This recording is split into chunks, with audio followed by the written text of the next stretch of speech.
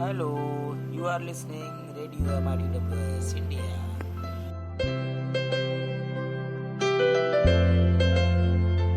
Good morning, myself Dr. Karan Pratap Singh from ITWS.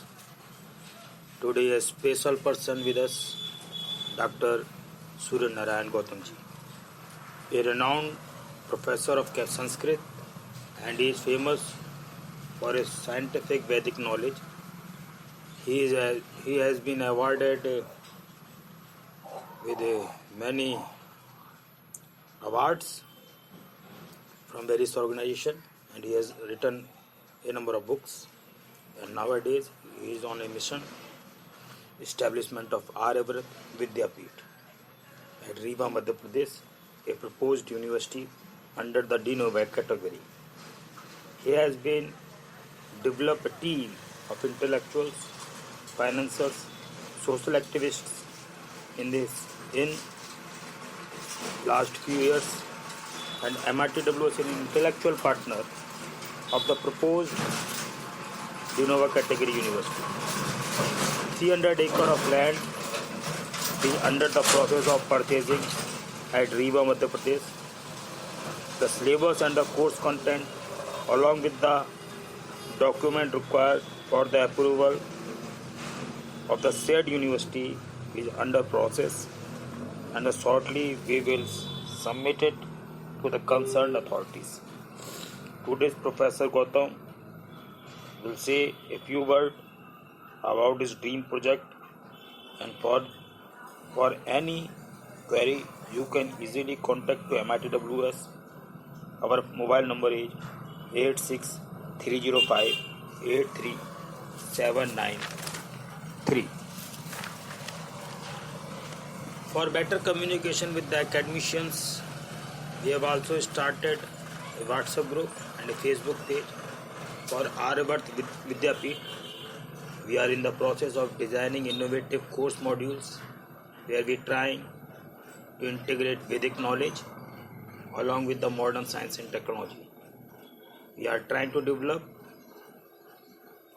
courses content in such a way that the student not only prepare for their exam but also prepare for facing the challenges of his and or her real life in the future. Now you will listen the few words of Professor Surya Narayan Gautamji from Rewa, Madhya Pradesh. Thank you.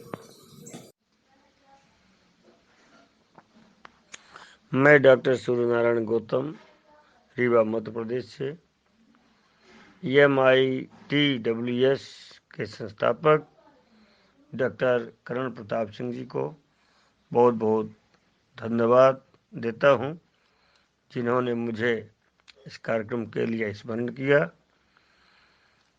मैं एक ऐसे संस्थान का निर्माण करना चाहता हूं जो संस्थान दीर्घकालीन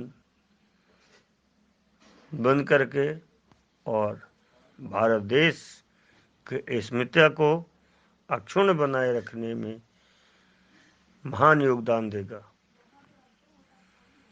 मेरी शिक्षा के विषय में अवधारणा है कि किसी भी देश की शिक्षा उस देश की संस्कृति, उस देश की जलवायु और भौतिक संसाधनों के आधार पर ही सुनिश्चित की जानी चाहिए। भारत की जलवायु के अनुसार, भारत के पर्यावरण के अनुसार, भारत के जनसंख्या घनत्व के अनुसार जो शिक्षा व्यवस्था लागू की जानी चाहिए वह वर्तमान में भी अभी तक अपने स्वरूप को प्राप्त नहीं कर सकी है।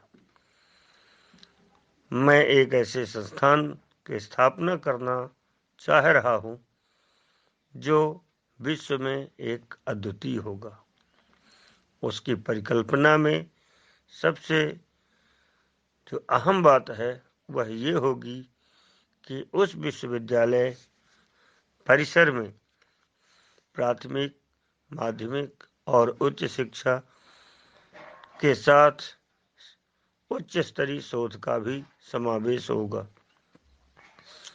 प्राथमिक से लेकर के उत्कृष्टतम शिक्षण की व्यवस्था एक साथ की जाएगी।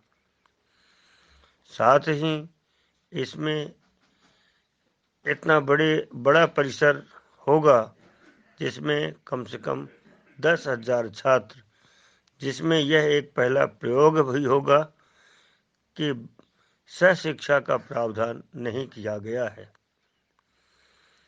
5,000 बालक एवं 5,000 बालिकाओं का एक ही परिसर में पृथक पृथक स्थान पर उनके आवास, उनके अध्ययन की व्यवस्था की जाएगी। सहशिक्षा केवल शोध अनुसंधान के लिए होगी। धन्यवाद।